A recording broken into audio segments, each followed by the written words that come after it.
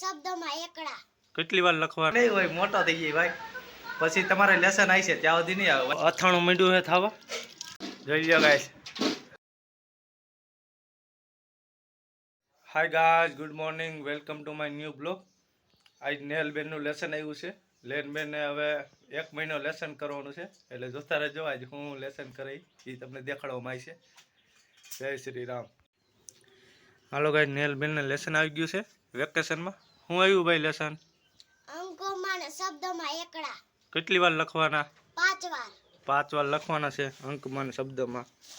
એટલે આમ છે એકડ એક લખવાના, 41 41 42 42 એમ લખવાના છે 5 વાર.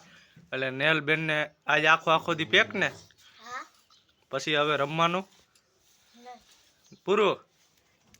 હવે આખો દી આ જ કરવાનું ભાઈ, એકડા ને લેસન આવી ગયું છે મહિના દીનું, એટલે હવે આ લેસન જ કરવાનું હોય. અને ગાઈસ, તમારો છોકરા આમ લેસન કરે, લેસન કરતા હોય તો કમેન્ટ કરી દેજો. નેહલભાઈ યશુ ક્યાં? યશુભાઈ નીચે હશે, રમતો હશે. એટલે એને લેસન નથી આવ્યું? આવ્યું જોઈ ને એકડા. તો ઈ કા નથી કરતો? મને શું ખબર. હાલો હું જાઉં છું હવે યશુભાઈ પાસે. હાલો ગાઈસ, યશુભાઈ પાસે હું જાઉં છું હવે. એનું લેસન હું આવ્યું હું ને એને પૂછવા જાઉં છું આજે.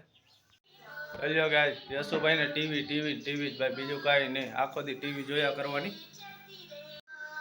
યશુભાઈ, ટીવી સિવાય કાંઈ કામ નથી તમારે? હે, ટીવી જ જોવાની? અને લેસન આવ્યું કાંઈ તમારે? લેસન આવ્યું? હાલ્યો યશુભાઈ, તમને નથી આવ્યું લેસન? નથી આવ્યું? લઈ ગયા. હા ખોટું જ બોલે અટાળમાં. તો લેસન તો બધાય આખી નિશાન ને આવ્યું, તારે નથી આવ્યું? નથી આવ્યું? તો તારે કેટલું લેસન આવ્યું? ટીવી જોવાનું? હે, ટીવી જોવાનું લેસન આવ્યું? ઓહો, જોઈ લો ગાઈસ, અમારે યશુભાઈ હાવ મજા જ છે ભાઈ. પછી મોટી નિશાળે જવાનું છે યશુભાઈ. પછી આપણે વેકેશન ખુલે એટલે મોટી નિશાળે વહી જાય છે યશુભાઈ. પછી તમને ખબર પડશે. ત્યારે તો નાનો નહીં હોય, મોટો થઈ જાય ભાઈ. પછી તમારે લેસન આવી છે ત્યાં સુધી નહીં આવે ભાઈ. પછી તો કરી લેસન. સારું હાલો.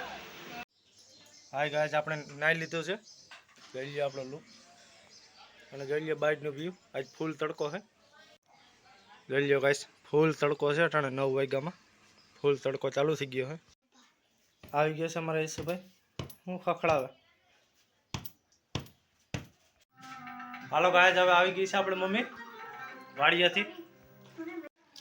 જોઈ લો ગાઈસ, કેરીનો અથાણું મીઠું છે થાવા. શું કે હેલિયા કેરીનું અથાણું. જોઈ લો ગાઈસ, અથાણાની તૈયારી થવા માંડી છે. તમારી થવા માંડી છે અથાણાની તૈયારી. એટલે થતું હોય તો કમેન્ટ કરી દેજો અથાણાની તૈયારી થતી હોય તો.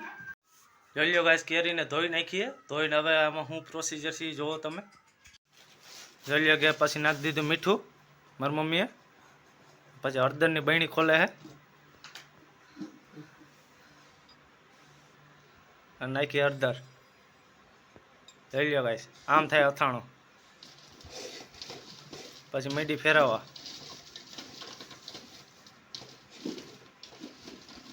જોઈ લો ગાઈસ, આમ ફેરવવાની હોય કેરીને, એટલે બધું સોટી જાય મીઠું ને હળદર. પછી નાખે મીઠું. હવે જોઈ લો, આમ મીઠું નાખીને પછી પાછી ઘૂમરા મારવાના છે. છોકરા આવી ગયા જોવા કેમ અથાણું બને. નેહલબેન ને યશુભાઈ. અને આ જો યશુ જો. જોઈ લો, યશુભાઈ માંડો કેરી ખાવા કાઢીને. યશુભાઈ લાઈ કાઢી દો. નહીં કરતું ગોઠલી અને હું કાઢી દઉં છું હવે. જોઈ લો ગાઈસ, થઈ ગયું કમ્પ્લીટ. હવે આપણે આને મૂકી દેવાનું છે આમને. હાલો ગાઈસ, હું આવી ગયું છું મેળીએ. હવે મેળીએ આપણે જમી લઈ. હાલો ગાઈસ, આજ જમવામાં છે રોટલી, દૂધીનું શાક, કાકડી અને ઠંડી છાશ. હાલો ગાઈસ, આપણે જમી લીધું છે. હવે આપણે આ વિડીયોને કરી એડિટિંગ. એટલે તમને આ વિડીયો ગમ્યો હોય તો લાઈક કરો, શેર કરો અને ચેનલમાં નવો હોય સબસ્ક્રાઈબ કરવાનું ભૂલતા નહીં. જય શ્રી રામ.